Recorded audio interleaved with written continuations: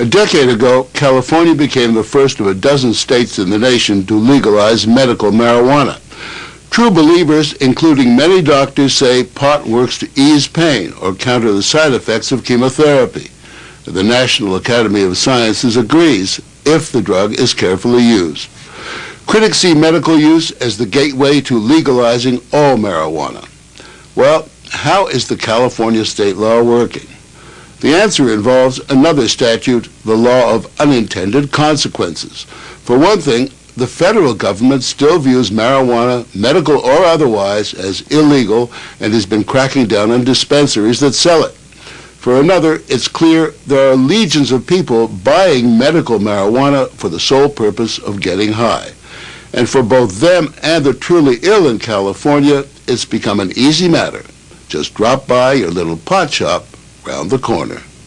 Good afternoon. Just another working day at a dispensary, as they call them, in San Francisco, where, with a note from a doctor, you can buy marijuana for anything you claim ails you, in just about any form. Cookies, 2 or 3 different kinds of cookies, pies. We have chocolate milk also.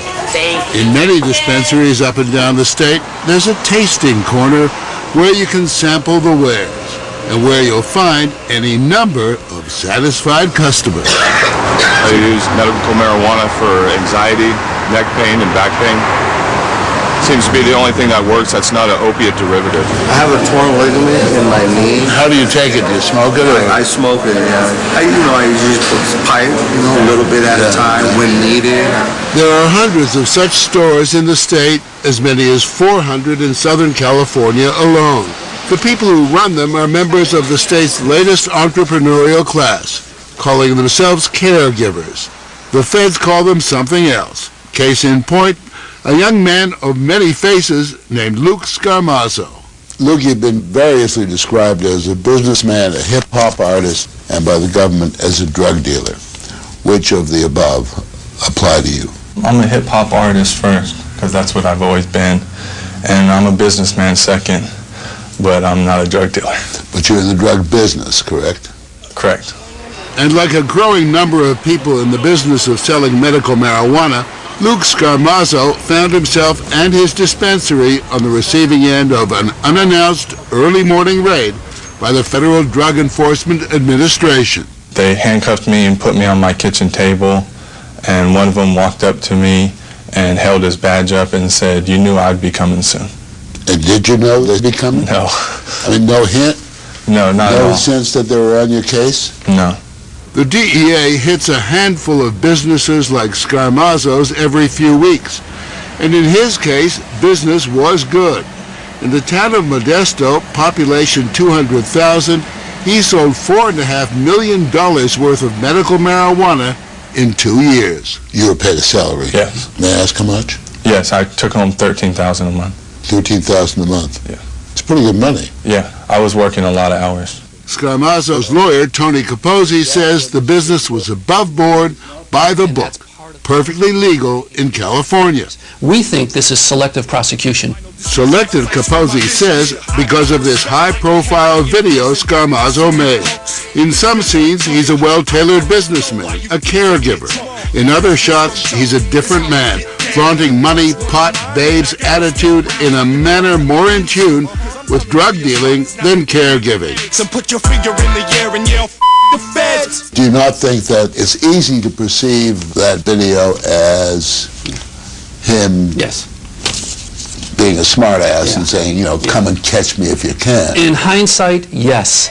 Hindsight, one more image in the hall of mirrors that medical marijuana in California has become. The Supreme Court has upheld the DEA's right to go after dispensaries no matter what state law might say. And even one of the key proponents of medical marijuana says things have gotten out of hand. It's just ridiculous, the amount of money that's going through these cannabis clubs. It's absolutely ridiculous. Scott Imler is a minister in the United Methodist Church who's long been active in promoting medical marijuana. Here he is 11 years ago working to pass Proposition 215, the ballot measure that legalized it. Today, Imler has second thoughts. The purpose of Proposition 215 was not to create a new industry.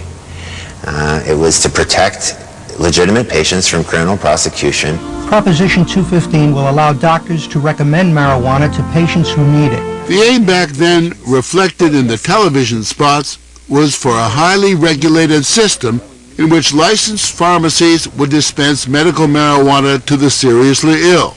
Prop 215's backers had people with AIDS, cancer, glaucoma in mind. What happened when we were writing it was, as you can imagine, every patient group in the state, and they all have their lobbies, you know, the kidney patients and the heart patients, every patient group wanted to be included in the list. And so we didn't want to get in the position of deciding what it could be used for and what it couldn't be used for. We weren't doctors, we weren't scientists, we weren't researchers, we were just patients with a problem. What you're saying is you were forced to make it vague. We were, yeah. So the law voters passed mentioned not only cancer and AIDS, but any other illness for which marijuana provides relief. A decade later, if you've got a note from a doctor, you can buy medical pot for just about any imaginable condition. Let me just ask you plain and simple, is there this proliferation because people who are simply using quote-unquote medical marijuana to get